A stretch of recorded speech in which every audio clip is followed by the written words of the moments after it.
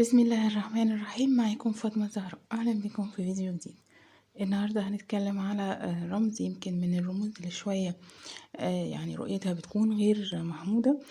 أولا الرمز ده من الرموز اللي بتدل على وجود شخص مخادع أو حاقد أو ماكر في حياة الرائي.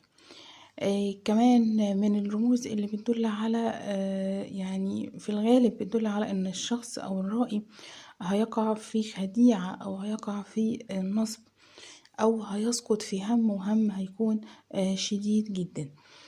الرمز اللي احنا هنتكلم عليه النهاردة وهو رمز البرص او الوزغ. هنتكلم عنه بشكل شوية سريع. اولا رؤيته في المنام زي ما قلنا من الرموز اللي بتدل على مشاكل وعلى هموم، وكمان بتدل على امراض روحية. لو شاف الرأي انه البرص ده ماشي على ذراعه او على ايده، فشوية بيدل على ان هو هيقع في خديعة او هيقع في خسارة، وبالأخص في خسارة مالية، سواء في أمواله أو في تجارته.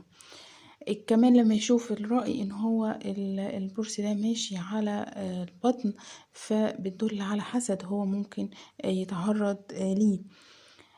كمان لما نشوفه تحت المخدة او لما نشوف المرأة تحت المخدة، فمعنى كده شوية بتدل على خيانة.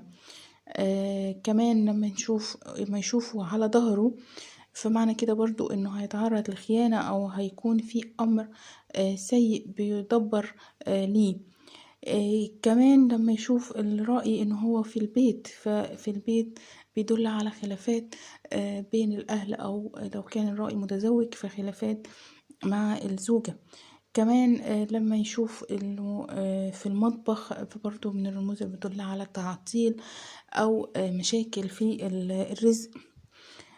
كمان من الرموز اللي بتدل كمان على فتنة بين أهل البيت نفسه، أو خلافات أو مشاكل بين الأهل.